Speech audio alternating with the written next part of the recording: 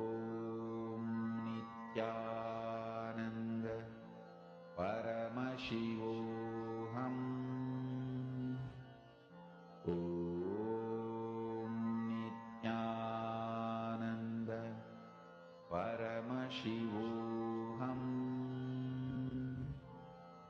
Om Nithyananda Paramashivoham Om Nithyananda Paramashivoham Om Nithyananda Paramashivoham Om Nithyananda Paramashivoham Om Nithyananda Paramashivoham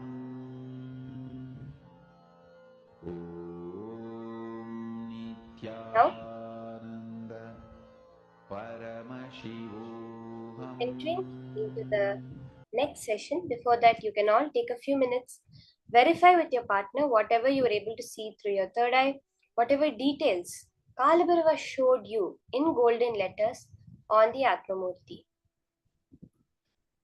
The details of the object that was given to you, you can scan, just type it down and send it.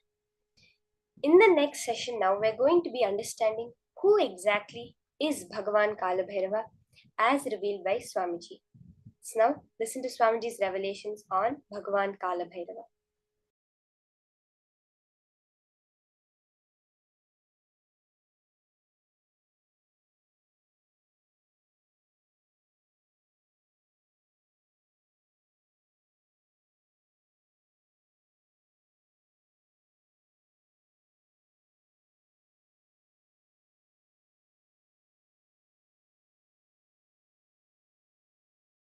Listen,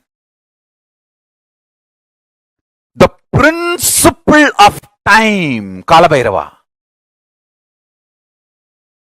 not just Kala or time, principle of Kala is Kalabhairava.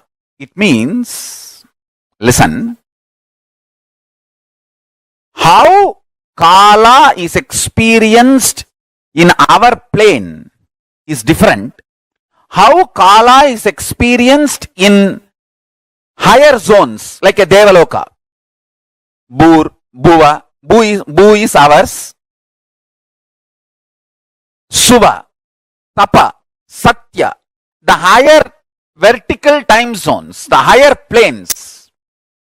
How Kala is experienced, that all that put together is principle of Kala. Principle of Kala is Kalabhairava. Kala is part of Kalabhairava. Understand this. So Kalabhairava is principle of Kala.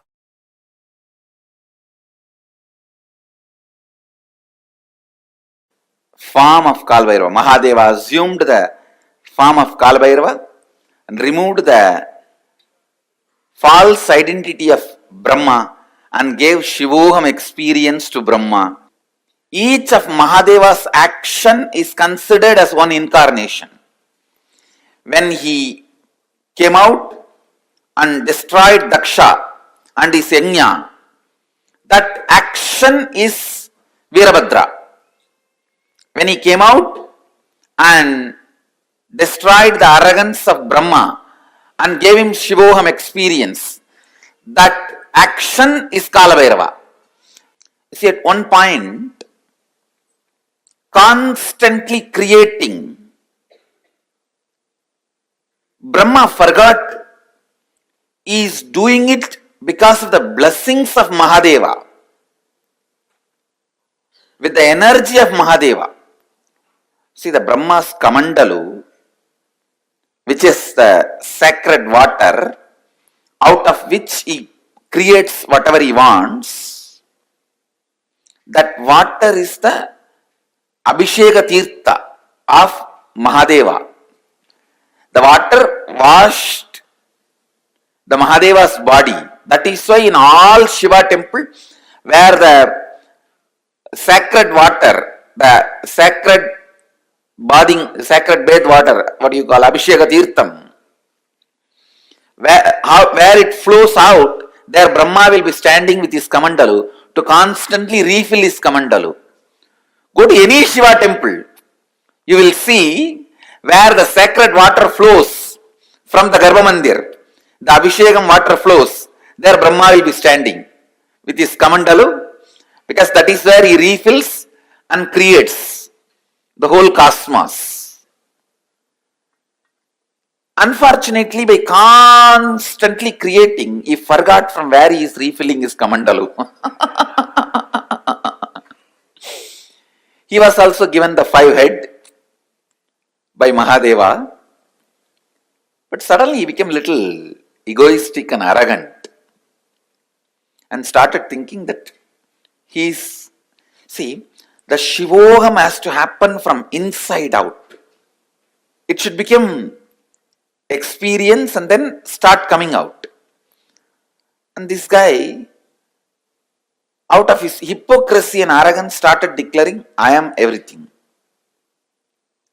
So now Mahadeva has to make him understand and give him that real Shivoham experience. So he just wakes up from his samadhi. Kalabhairava comes out. The Lord of Time comes out and just cuts that 5th head, which has become a little arrogant. The moment the 5th head is gone, Brahma realizes he is also bound by time. And he realizes that it is hypocrisy that made him feel he is the superior. The moment he surrenders, Mahadeva again gives him the Shivoham experience and gives him the place back in his temple and says, you can start refilling your kamandalu from now on and continue the creation. And he gives a permanent place in all temples of Mahadeva where the Abhishekam water, the holy water, the sacred bath water goes. In that place, it's called Gomukam. In that Gomukam, always the Brahma will be there to fulfill his kamandalu and do the creation. Kalabhairava is one of the most powerful expression of Mahadeva. Most powerful expression of Mahadeva.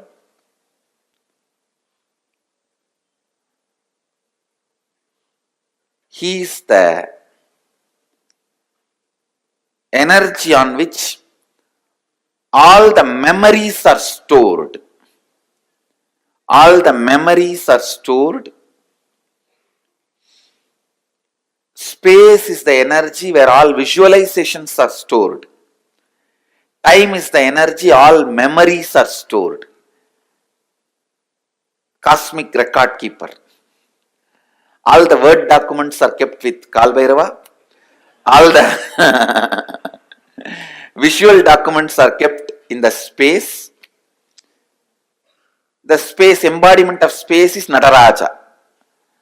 So Nataraja keeps all the visual documents and Kalbhairava keeps all the word documents. So anything happened, happening, yet to happen, you can just ask Kalbhairava, he will pull it out and give the whole record. And moreover, most powerful expression, easily accessible. The moment you call, he will be there. That's the beauty of Kalbhairava.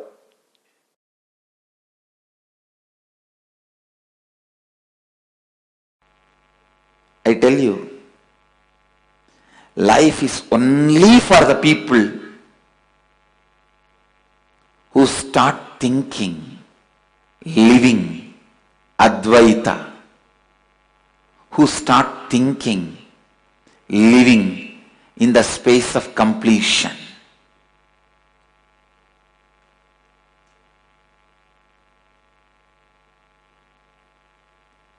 I tell you, I am revealing the logic of Kala Bhairava to you.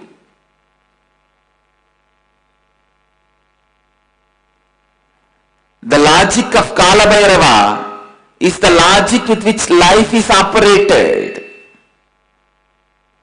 Understand?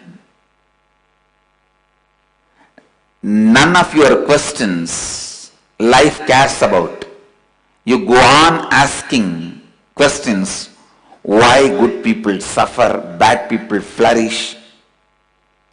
All those questions are from your arrogance. Life never cares about your questions. Life will not care about your questions. Life will not care about your stupid rationality. Life will not care about your illogical logic. Kala, he goes on happening. He goes on happening with this one logic. Understand? Just with this one logic.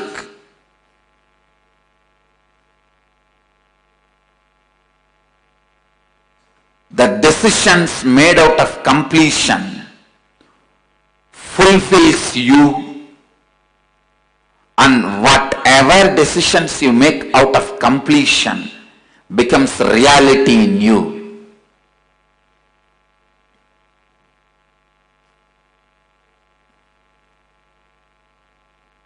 It is your decision, your courage to be in the space of completion. Only that is rewarded. The more you try to cheat life with your hypocrisy, life does not just cheats you back, it beats you back. Understand?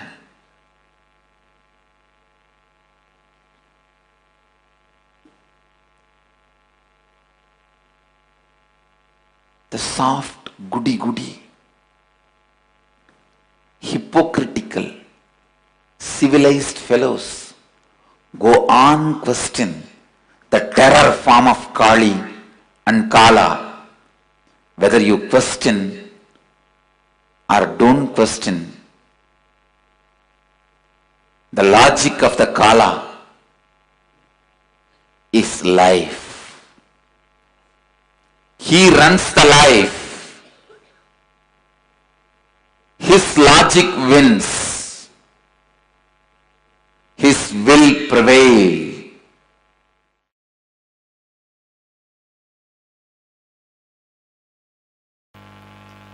Life is not for the people who claim innocence for their ignorance, who try to claim any special thing because they are victims, powerless, ignorant. No. Be very clear.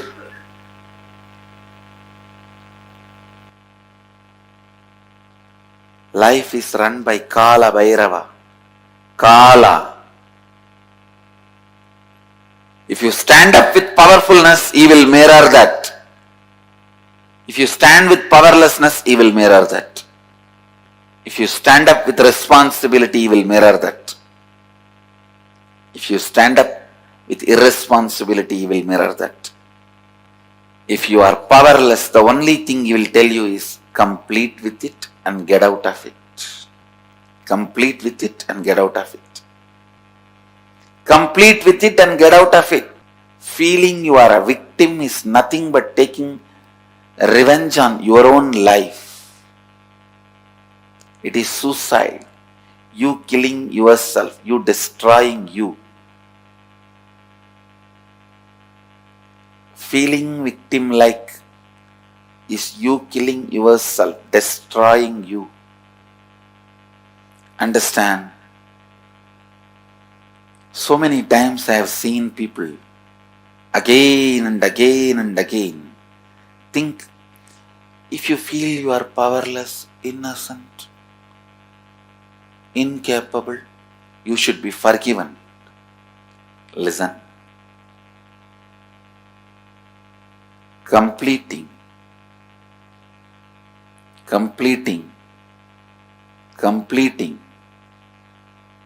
all the incompletions, getting out of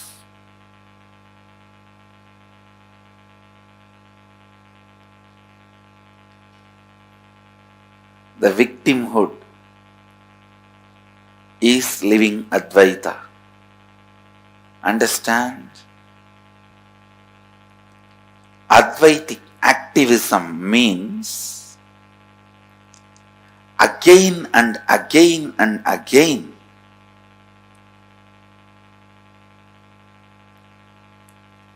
bringing yourself to perpetual completion. Perpetual completion is life. Life runs by perpetual completion. Life runs by perpetual completion. Understand? Perpetual completion is Advaitic activism. Constantly complete yourself. Completion is nothing but the decision to drop your past incompletions and never let them have influence over you again. That's all.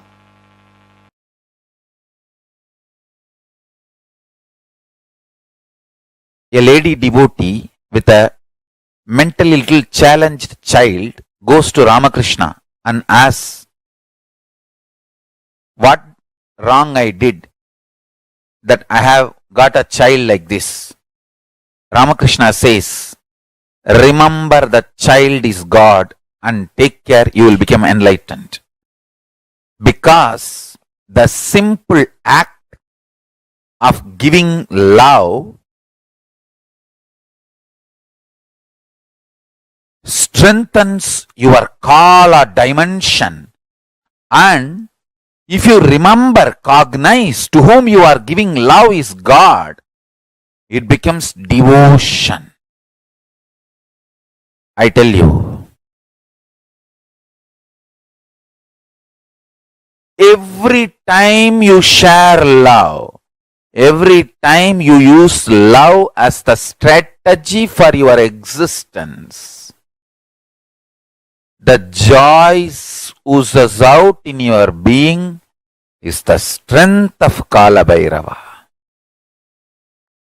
Strength of Kala Bhairava. Kala Bhairava is eternally loving, caring, blissful, ferocious, ecstatic, blissful, ferocious.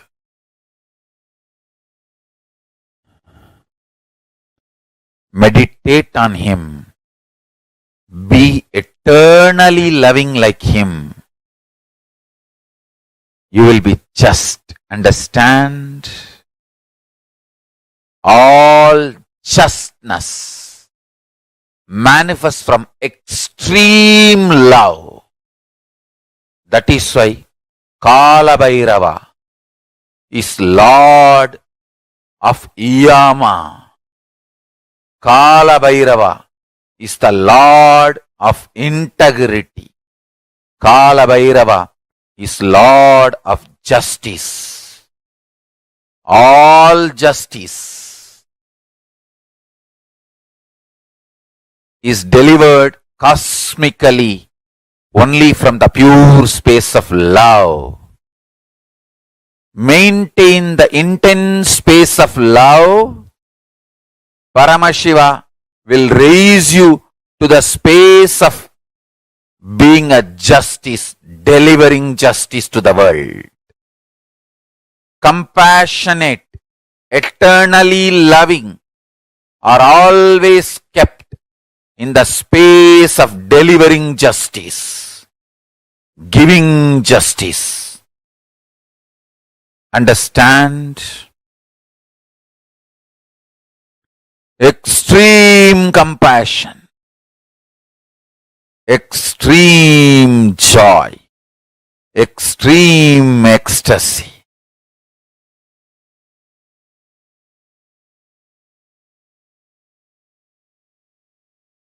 Brings intense powerfulness and strength in you.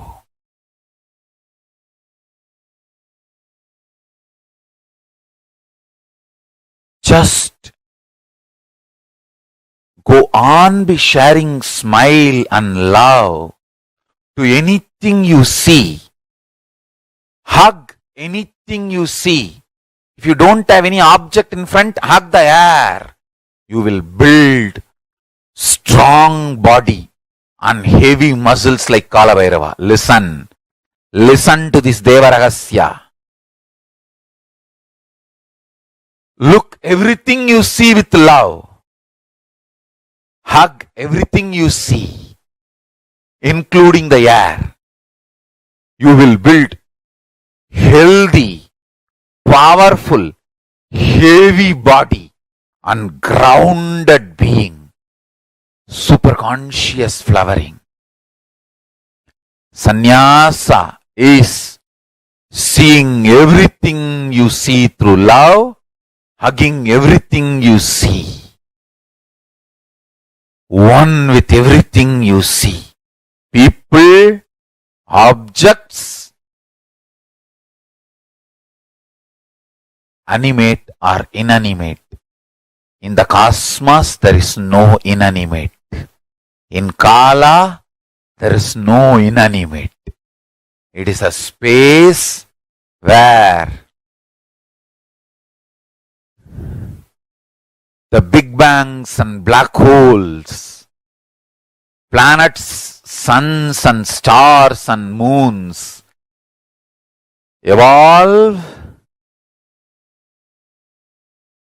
billions of years exist and dissolve spontaneously, simultaneously, without gap. Billions of years without gap. Meditate on it. Meditate on it. Meditate on it. It is Deva Rahasya. The moment you understand this, your third eye will open up. Billions and billions of yugas, zillions and zillions of years without gap.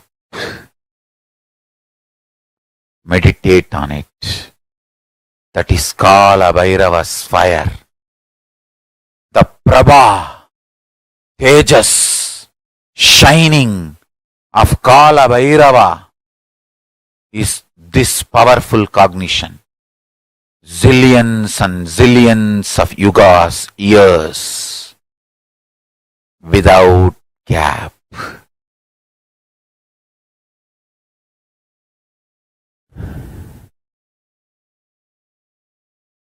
Universes, multiverses happen, exists for billions of years, dissolve, but no gap. It is spontaneous and simultaneous. Meditate on this in your third eye.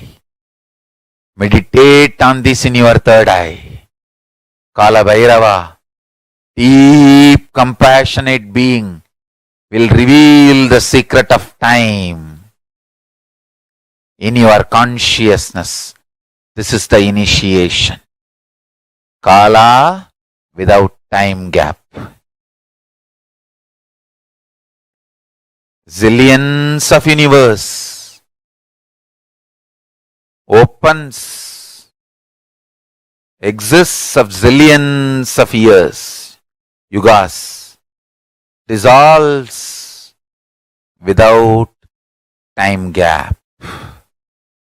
Meditate on this, meditate on this, meditate on this.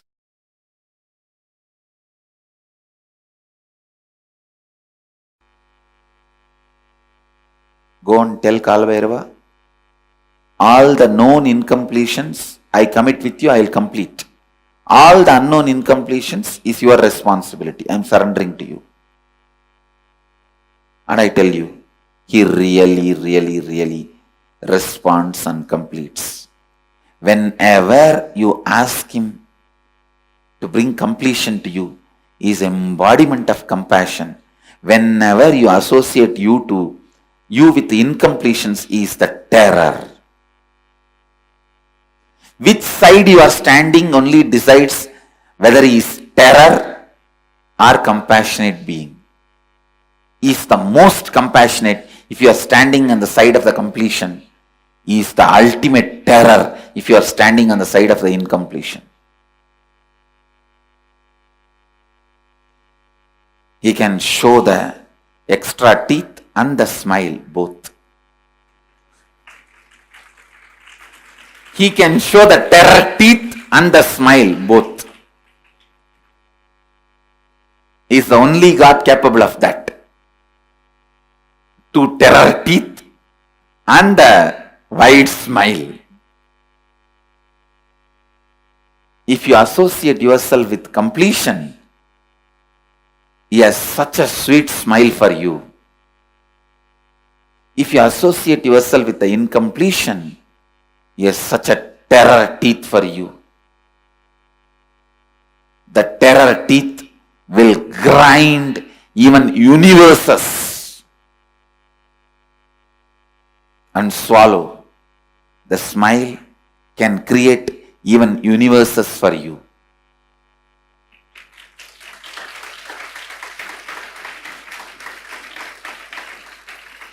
Always have this agreement with Kalabhairava.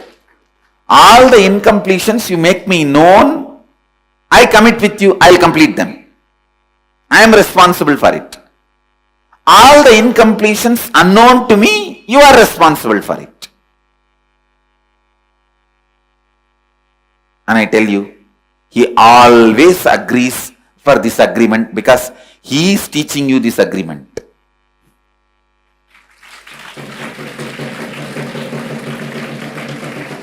He always agrees for this agreement. All the incompletions known to me, I am responsible. I will complete them. I will drop them. I will complete and drop them. I will never allow them into my cognition. But there are many unknown to me. I cannot do anything about it. That you are responsible. I tell you, he is the most sweetest God.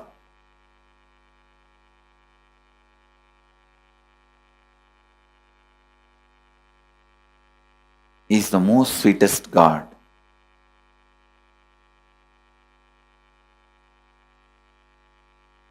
He is the Lord of completion.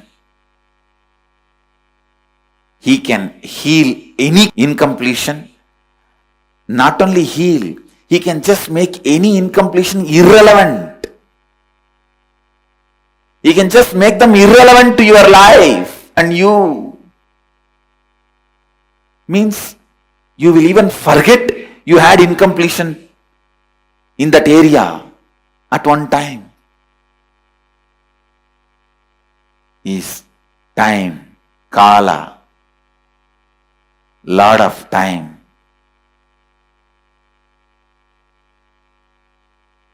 So go and tell him, all the incompletions I have about my vision, my seeing, which is known to me, I am responsible. I will dig them out and complete and drop.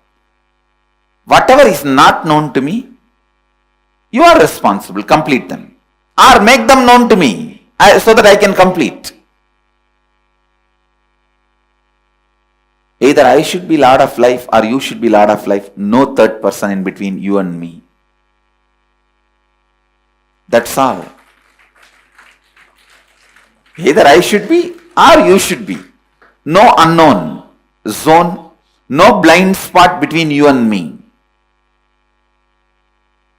Not having blind spot between you and Guru is surrender.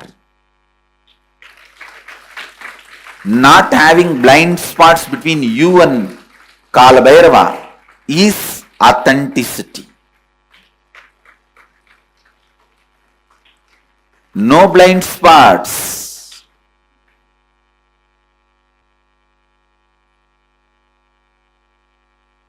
Either for all this I am responsible and I am completing it, and whatever is not known within my framework, you are responsible.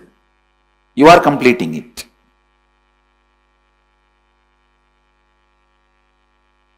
But ultimately, we are neither going to have known incompletion nor going to allow unknown incompletion.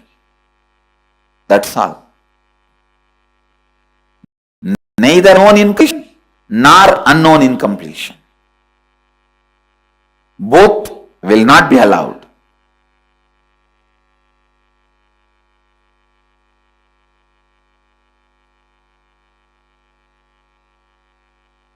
Everyone who has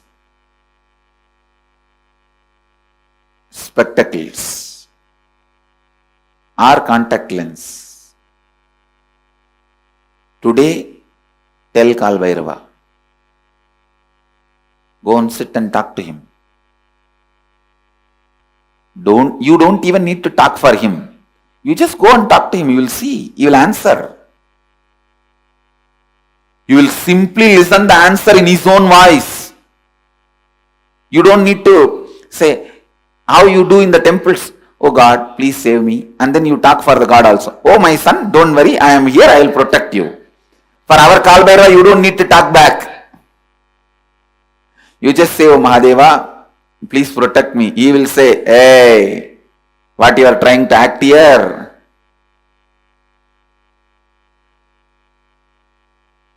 Complete with all this incompletion. Others I will take care. He will talk to you in his voice. He is Swayam Prakasa. And alive.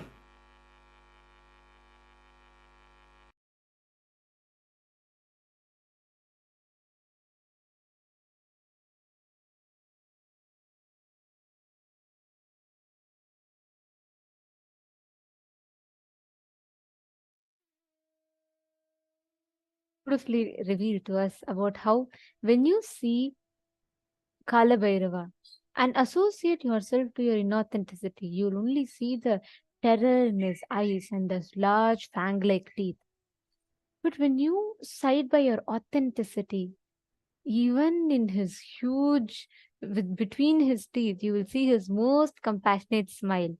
And the most important truth Swamiji revealed, Kala Bhairava stands with grants for anything that people ask for those who take him for granted. Not just those who connect with him, those who have love. Swamiji said, those who take him for granted, Kalabhairava is with them, manifests for them.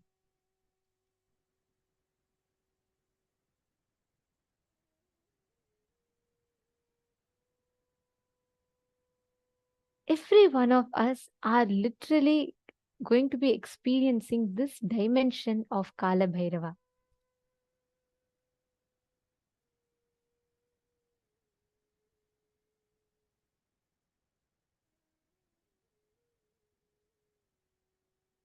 Every one of us sitting here today, we are going to be experiencing this dimension. Kala Bhairava is that space where he manifests as the Lord of time, the Lord of space, taking all of us beyond all these aspects of life, basic aspects of life, and gives us the ultimate experience of being, becoming, radiating the space of Kala Bhairava.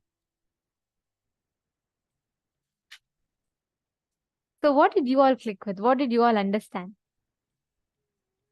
Can I request everyone to share?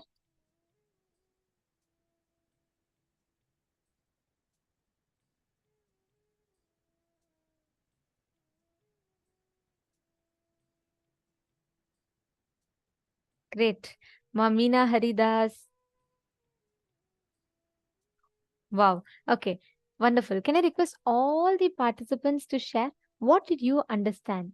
Who is Kala Bhairava? What dimension of Kala Bhairava did you click with?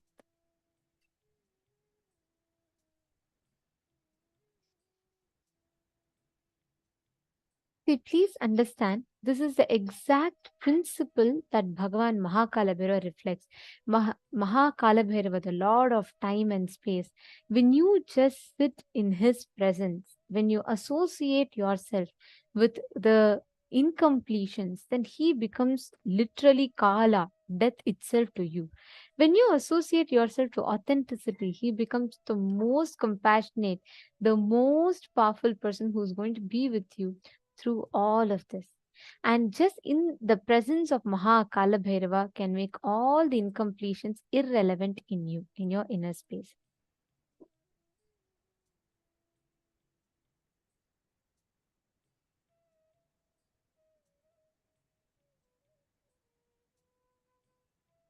Gakaro Bhairavam Nyeyam Muktabham Shatrunashanam Gakara Kala Bijam Cha Kalam Sarva Jayam Bhave. The letter Gha is related to Bhairava. It is in the color of the pearl. It has the power of destroying enemies. The letter Nya is related to Kala Deva. It is in the color of black. It has the power of bestowing victory in all endeavors. Life is only for the people who start thinking, living in the space of completion. Just with this one logic, the decisions made out of completion fulfills you. And whatever decisions you make out of completion becomes reality in you. Life is run by Kala Bhairava. If you stand up with powerfulness, he will mirror that. If you stand up with powerlessness, he will mirror that. If you stand up with responsibility, he will mirror that. If you stand up with irresponsibility, he will mirror that. That's why Swamiji tells, life is a mirror. Kala Bhairava just mirrors. He just mirrors the space that you are in. He just mirrors what you reflect in life. If you decide, I am going to be authentic, I am not going to entertain any inauthenticity, then Kala Bhairava will simply mirror that space in you. Whatever you decide to stand by, Kala Bhairava mirrors that inside of you. If you decide to side by your authenticity, right? When you decide, I am not going to entertain any patterns, any powerlessness in me. I am going to be authentic.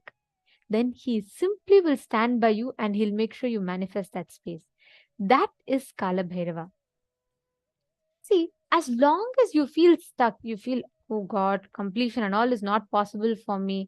And every time you feel like this is what it is, I'm going to be stuck in this, all this is not going to be possible for me, then you will be stuck in that same rut forever. Let's do a very quick exercise. I request every one of you to pen down at least 5 situations where you felt completion is not possible for you. Can I request every one of you take 5 minutes, pen down at least 5 situations where you felt completion is not possible for you.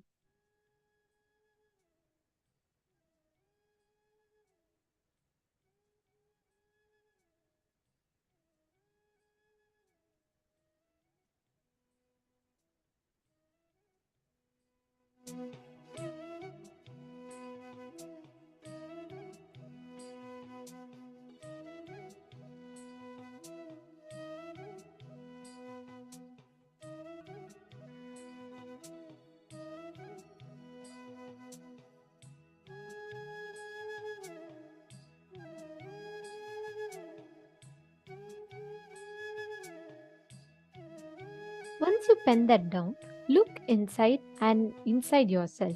Identify the real reason why you did not complete with those patterns. Even though you are suffering from them, why you chose not to complete with those patterns. Is it because you were lazy, bored, uninspired, or arrogant? Look inside you. Identify the exact reason inside of you.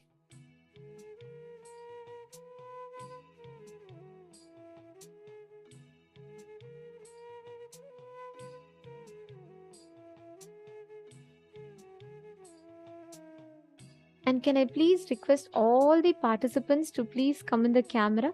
We are going to be entering into the preparation for the death meditation process very soon. And we request all the participants to please come on the camera.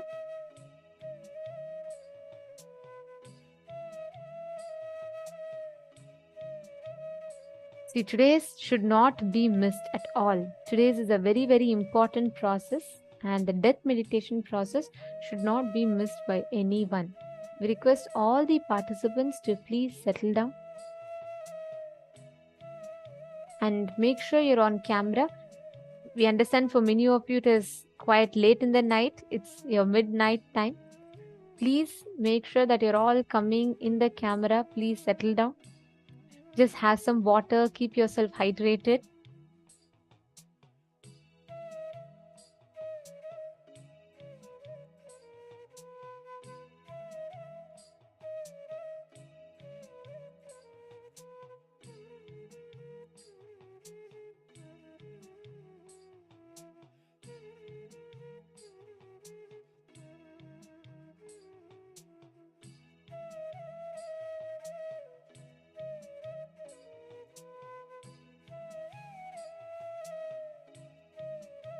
Now, for all the patterns that you have written down, the 5 patterns, decide now to not stand with your inauthenticity. Instead, stand by your authenticity and decide to complete with those patterns. Do the completion process and complete with those patterns now. Even if you complete with one pattern, you will feel so powerful. You will feel inspired and excited to complete with all the other patterns as well. Decide to sit now and experience the completion. I request all of you to please start.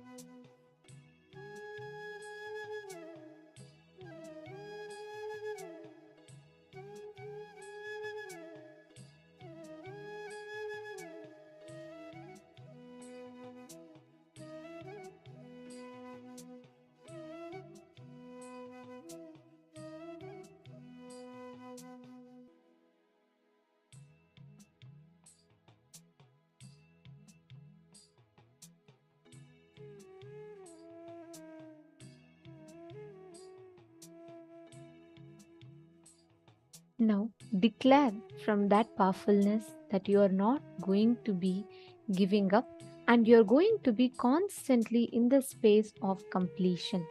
You are not going to be giving up. You're not going to be deciding, like Swamiji said, deciding to be in the space of completion is Kala Bhairava. The space of completion itself is Kala Bhairava. That is a space of completion. You just decide to be in that space and not entertain any other incompletions, thought patterns inside of you.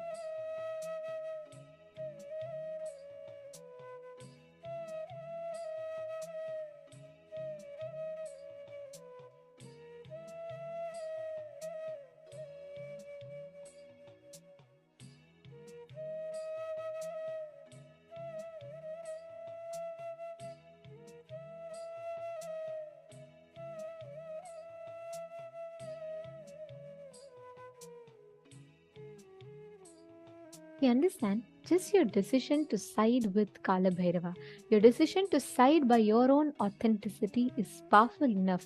That will make sure that you are achieving that space of enlightenment. That will make sure you are always experiencing that breakthrough and that space of completion in you. That's all you need to do.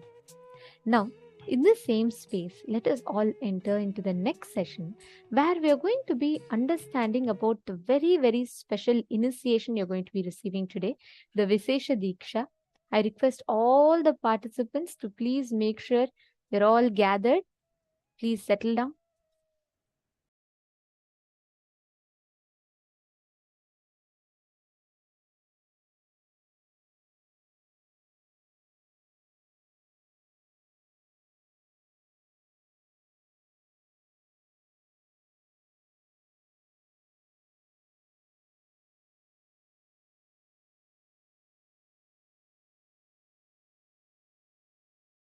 Actually, the Vishesha Diksha is fundamentally initiating you into power manifestation and opening the doors of Kailasa for you. That's literally the Vishesha Diksha. Vishesha Diksha is 4 reasons why it is so important. First, it directly opens your personal connection with Paramashiva and Kailasa space. Second, you are initiated into all the power manifestation signs. Third, you have personal, intimate version of Paramashiva, Atma Linga, for yourself. Fourth, unimaginable benefits, health, spiritual, everything starts with this initiation.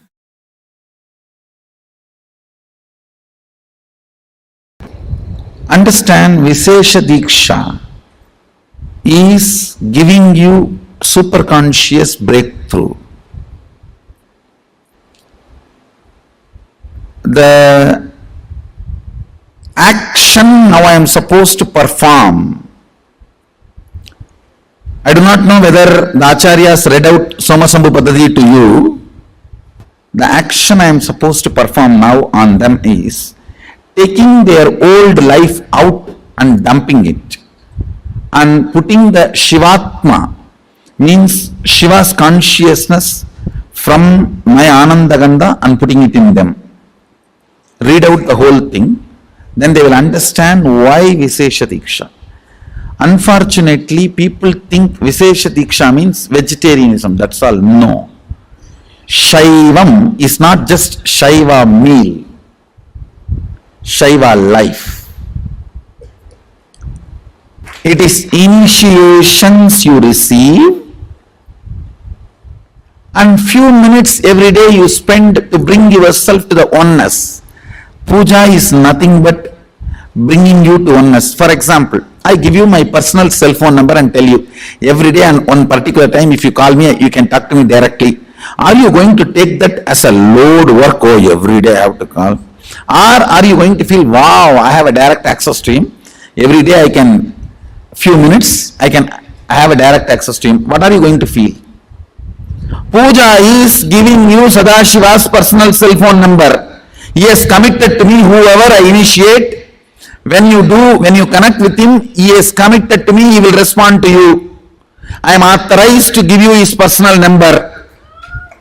Puja is nothing but giving you the authorization to call him at particular time, and he has committed to me, he will respond to you. Vishesha Diksha is nothing but giving you his personal number, hotline connection. So every day during the puja, that few minutes you can connect with him in oneness, and he has committed to me, he will respond to you. Understand? I am authorized exchange for him. He has given me the authority. That is the reason I am sharing. One more thing I want to tell you. Sometimes people come and try to tell me, oh, non-veg food is a human right. Being human itself is not right. What stupidity you are talking about non-veg food? Your body is not made for that. I am not talking from the sense of moral. If you want to evolve into the next level, don't eat poison. Vishesha Diksha demands only two requests from you. One, you need to be vegetarian. Another one, every day at least 10 minutes you need to bring yourself to the oneness with the puja. 10 minutes is too less time. It is not, it doesn't take more than 10 minutes, I know. It's too less time. Sadashiva is demanding to respond to you every day and keep yourself in oneness. Actually, I don't promote any other spiritual practice. People ask me, should I do this technique, that technique? Twisting the eye and looking here and blowing the nose, this corner, that corner. I don't give you any technique. I only ask, connect with him in oneness, 10 minutes a day. I think maximum it takes 11 minutes.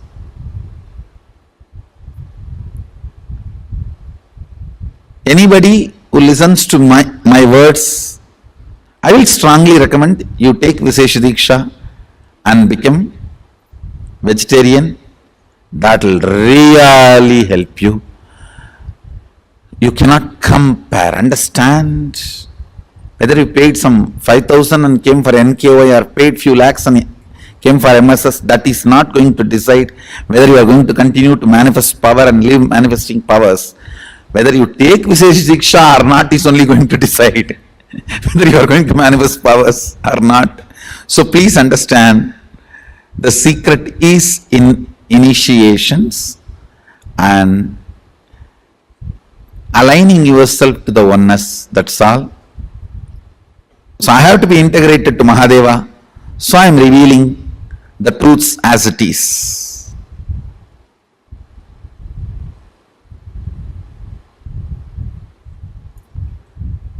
Whatever is said and done, Vishesha Diksha is something extraordinary. Literally the whole system gets upgraded to the super consciousness.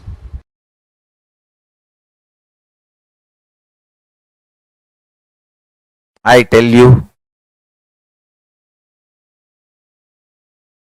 in my whole life, it is Nitya Puja,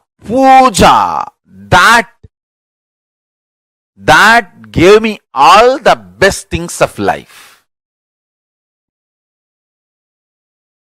Everyday puja,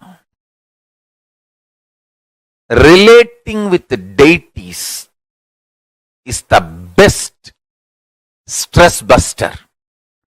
Touch the deities, do decoration, dress up.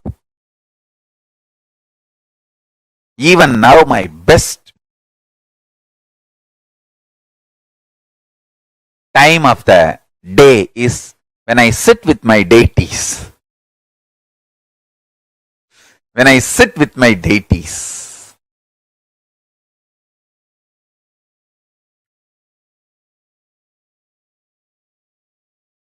Dress up the deities, jewel them, spend time with them, talk to them, intensely pray, deeply connect and pray. Understand?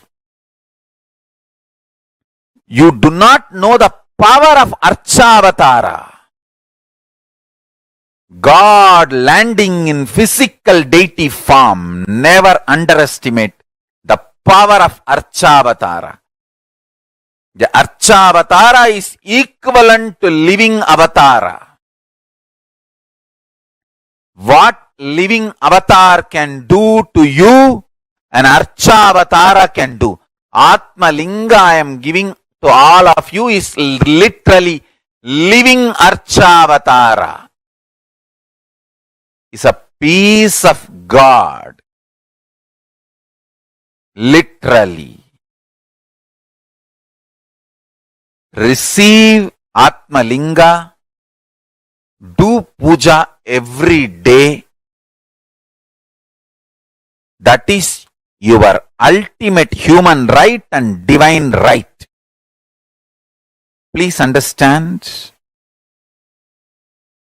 Receiving Atma Linga and doing puja every day is literally awakening your consciousness, connecting yourself with Paramashiva. I tell you, every day, connecting with Paramashiva is such ultimate.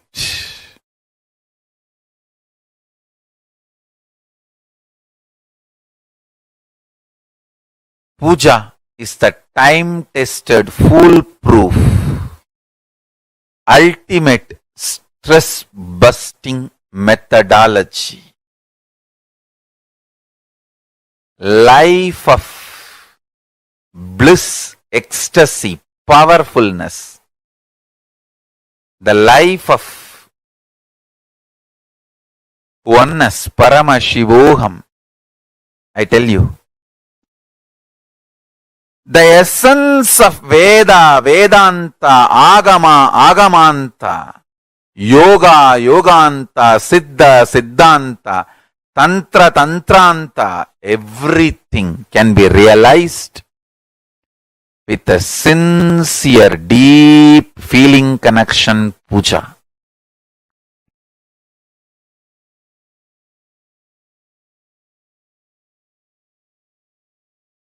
Puja is the ultimate.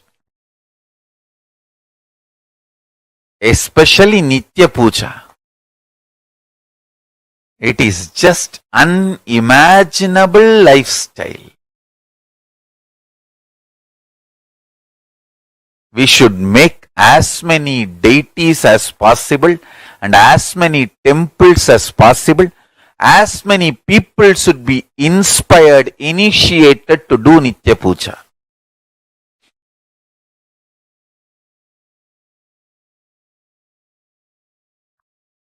Nitya Puja makes you living Hindu.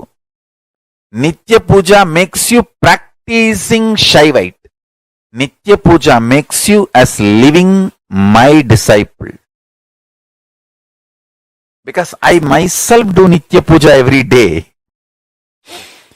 Even if I am in deep Samadhi, I get up, do my morning rituals and do the Nitya Puja and again rest in Samadhi. I may not eat for days, but I will never miss Nitya Puja.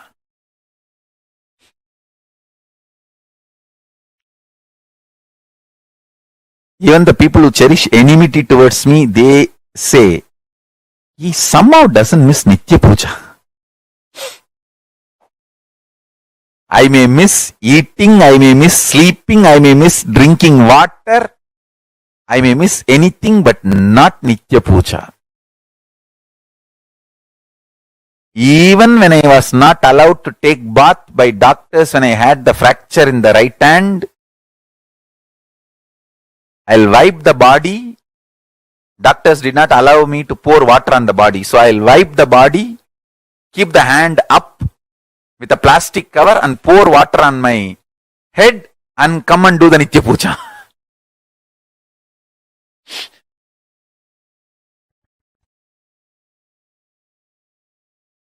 I may miss eating, I may miss sleeping, I may miss drinking water.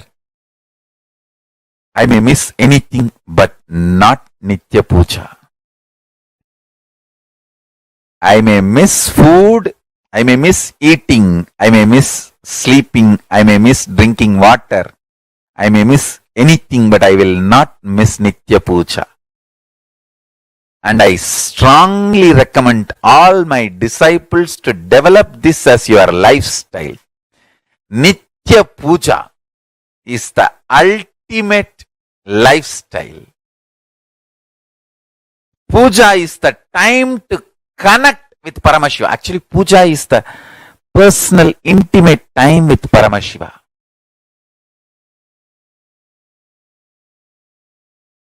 You should always wear your Atma Linga on your body and every day do puja. Nothing like that. See, in the initial level, even if you are not able to do everyday puja, start wearing the Atma Linga in your body. Slowly you will pick up the habit.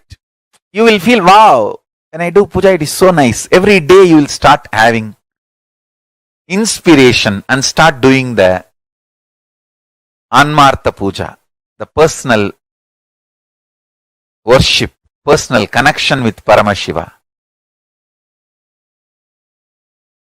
I tell you, if at all we need to write in one line in my autobiography or biography, because there will be thousands of biographies. There will be one autobiography by me, but there will be thousands of biographies. If I have to reduce the whole thing to one line, what is the one thing Swamiji never missed in his life? You can't even say breathing, because many times in Samadhi I stopped breathing. The only thing I never missed in my life is Nitya Puja. Many times I have stopped eating. Many times I have stopped sleeping. Many times I have stopped drinking water. Many times I have even stopped breathing. The only thing I have not stopped in my life is Nitya Puja.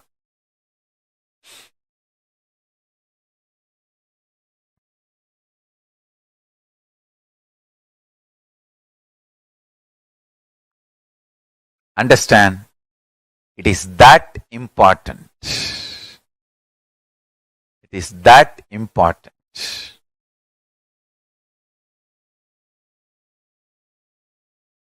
Nitya Puja cleans your whole system, detoxes, ripes your consciousness, makes your consciousness open up in your system.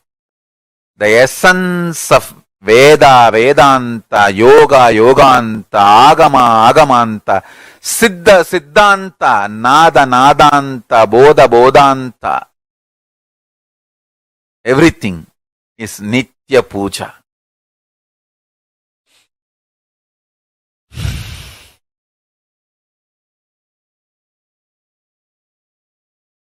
A deep feeling connection with Paramashiva.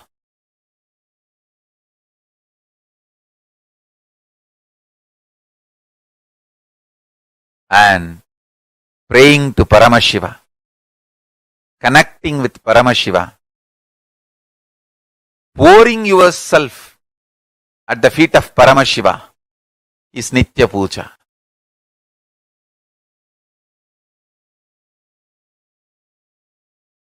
All I am trying to tell you is Nitya Puja, the best way to detox yourself, to remove all the stress, connect with Kailasa, personal intimate time with Paramashiva. Nothing like Nitya Puja. To achieve the ultimate enlightenment and living enlightenment and to manifest the powers of Paramashiva. To manifest the state, space, powers of Paramashiva, Nitya Puja is the best. essence of Veda, Vedanta is Tattvamasi. Essence of Agama, Agamanta is Shivoham. Essence of what I am teaching, Veda, Vedanta, Agama, Agamanta, Yoga, Yoganta, Tantra, Tantranta, Bodha, Bodhanta, Nada, Nadanta, everything is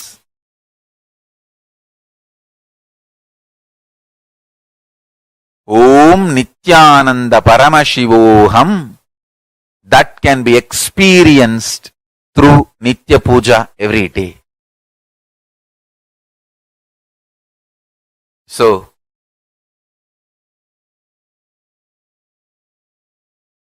today's powerful cognition for all of you,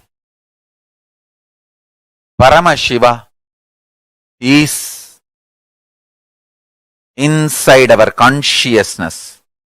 Nitya Puja is the time to connect with Paramashiva and have personal, intimate experience with Paramashiva.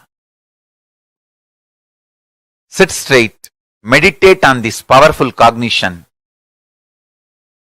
With intense chanting of Mahavagya, I'll guide you to have a direct experience of Kailasa and Paramashiva now. Sit straight. Have intense, vibrant chanting of Mahavagya, Om Nithyananda Paramashivoham, and connect with Paramashiva and Kailasa.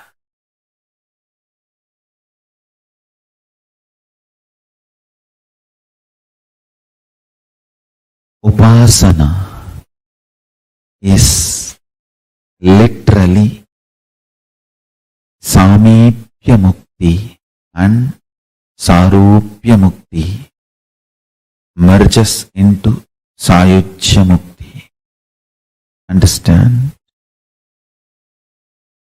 Intense prayer may start as Visishtadvaita, will evolve as Dvaita and raise to Advaita and manifest as Shuddhadvaita.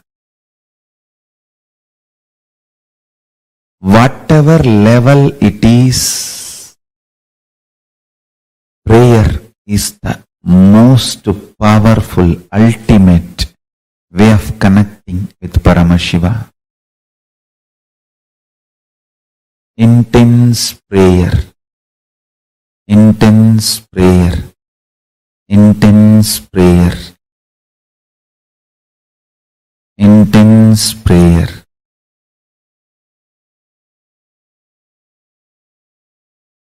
People ask me, when thousands worship you, why do you bow down so much in front of the deities? And understand, this is the secret.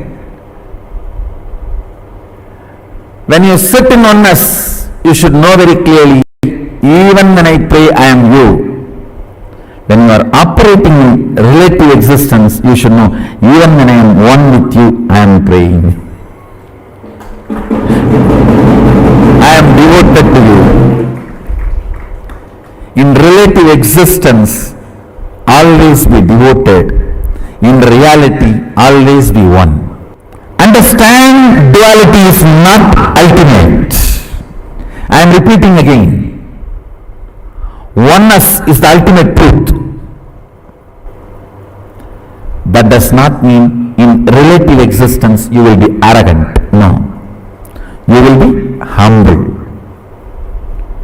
In relative existence, you will be humble. That is why I say, the Advaita I am teaching is Sutta Shivadvaita. In oneness, even when we pray, we are one with you. In relative existence, even when we are one with you, we are devoted to you. Be humble, be devoted even to your own oneness. Sometimes when I go to devotees' houses, I directly go to puja room and do the puja. Some of the devotees will keep my photo also. When I do the arti, I have to show to all. I cannot move the hand. I have to show all only. They ask, what is this, Swamiji? You are showing arti to your own photograph. What can I do? It is a symbol of my oneness. I am devoted to that.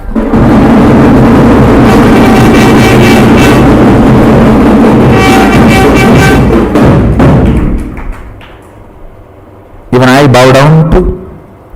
See, you have both component.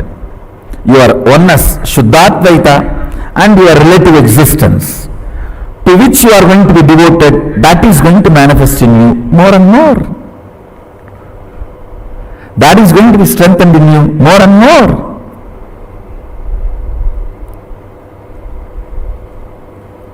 Kailasa is the space of ultimate oneness.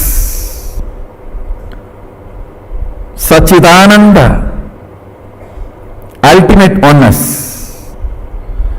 Understand? Kailasa is the space of ultimate oneness. And if you hear only the Shabda, you can read your mind. If you hear only the Nada of Kailasa, you can read others' mind.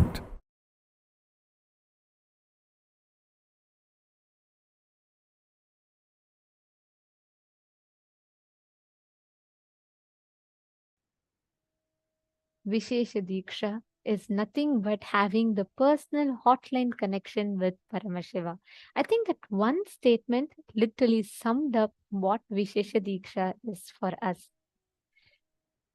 Now, I request all the participants, every one of you, to post how many of you are going to be receiving your Vishesha Deeksha today. Vishesha Deeksha is a level 2 of Shiva Deeksha. I request all the participants to please post and let us know how many of you are going to be receiving the Vishesha Deeksha today. Literally, Vishesha Deeksha is a space where the Guru removes your being, puts it into his being, and reinfuses the ultimate new energy in your being. That is Vishesha Deeksha. So, how many of you are taking Vishesha Deeksha today?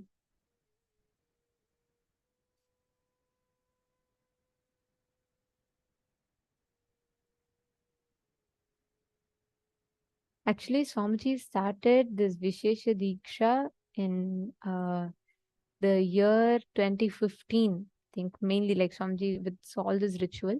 And after Vishesha Deeksha, the main thing that one should do is every day doing puja. I think enough context Swamiji himself gave of why Vishesha Deeksha, why you should do puja. Understand, when you do Vishesha, after you receive the Vishesha Deeksha initiation, right after you start offering the puja, Swamiji tells, when you leave the body, Yamadutas will not come. Means Lord Yama will not come, but Paramashiva and Shiva Dutas will come. Please understand, Vishesha Deeksha is literally preparing you for the most graceful exit.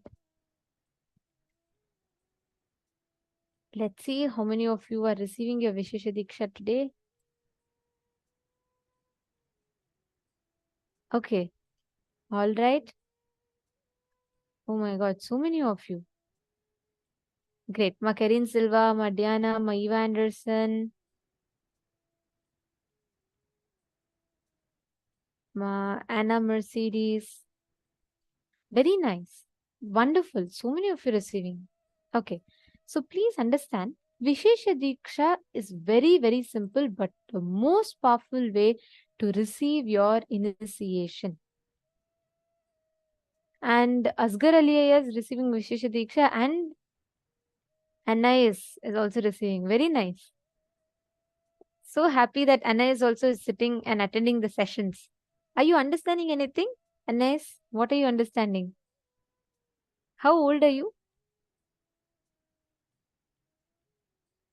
And Asghar Alaya, which place are you from? Where are you attending from actually?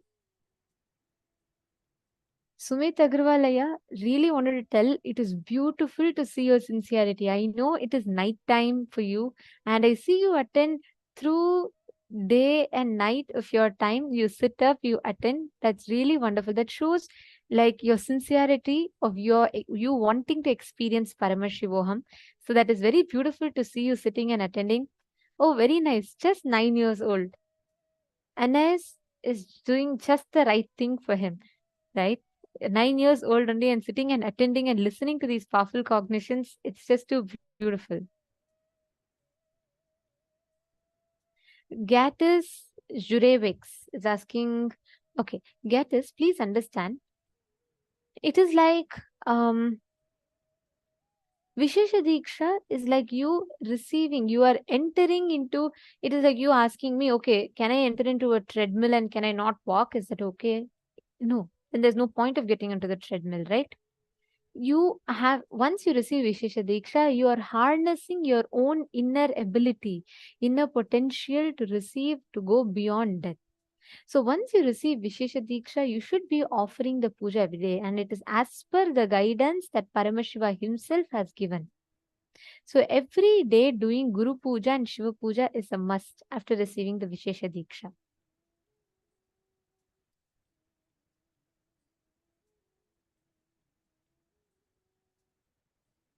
Okay, all of you, can I request all the participants to now, every one of you that are receiving the Vishesha Diksha, please take a few minutes to head to the link that is being projected for all of you now. And please sign up in the link that is shown. You all can see. You can go to events.kailasa.org/Paramashivoham L3. And under that itself, you will see a tab for Shiva Diksha and a tab for Atmalinga. So in that, you can just go ahead and fill it. I'll just show you all. I request all the participants to please do this.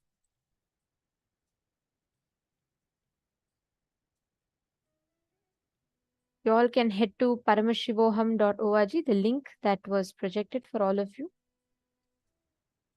Yes. So if you go to that page, it will open up to something like this for you. And once you head there, just scroll down in the page and you will see receive Shiva Diksha, get initiated and request for Atmalinga. You will get two options. You will see one option for receiving Shiva Diksha. You will see another option for requesting for Atmalinga. So for receiving Shiva Diksha, you can just click this and it will take you to this. You can fill it and you will be able to sign up. And it's a similar process for receiving the Atmalinga Diksha as well. So Atmalinga is basically, if you do not have an Atmalinga already and you would like to request for one Atmalinga, you can go ahead and fill up this form.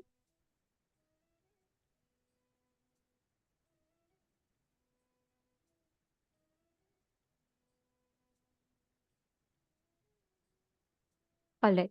So now let us all get ready for the death initiation process. Can I request all the participants to come back, settle down in front of the camera? This is a very, very important session. So I request all the participants to please make sure that every one of you are here. I request everyone, please come on the camera.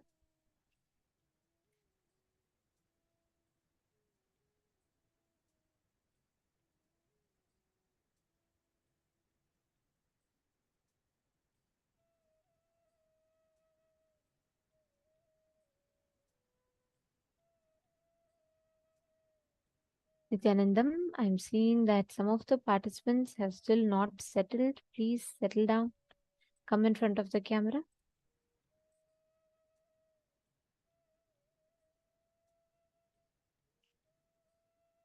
Nithyanandam, Ainishi, can I request everyone to please sit up? See, these sessions are too important. Do not miss these sessions. And this is a very, very important preparatory process for today's Deeksha. I request everyone to please come on the camera. And during the death process, if anyone is not in the camera, we will be having to move you all into the waiting room. So if we request all the participants to please come in the camera. From now onwards, all those who are not in the camera will be moved to the waiting room, because we are preparing ourselves for one of the most important initiations. All the participants that are watching us in YouTube and all the other social media platforms, for you to receive this initiation, for you to be part of death process, you all also can join through the link paramashivoham.org, and please join the two-way video conferencing, because this session is exclusively only for the people who are ready, who are in the two-way video conferencing, because it is very important that you are in Naina Deeksha to be able to receive this initiation. So we request every one of you to please have your cameras on. Nithyanandam, dear participants, can I please request everyone to come on the camera, please? From now, all the exercises, all the processes that we are going to be doing, in all of them, we are going to be having this preparation for the death process. After that, we will directly be entering into the death meditation process itself. So for the next 2 hours, please do not move. Please do not do anything else. Please do not get distracted. Please do not go into anything else. I request every one of you to please settle down. And if any of you have your friends, your family members that you don't want them to miss this at all, please call them, invite them over. Please let them join now. The death process is going to start in less than 1 hour or so. So we request all the participants to please make sure, if any of you would like to invite your friends, family members, we'll give you all a few minutes now. Please call them, invite your friends and family members. Please invite any of your friends and family members that you want them to attend the Paramashivoham program. And you all can take a few minutes. I request every one of you to call and reach out to them. Take a few.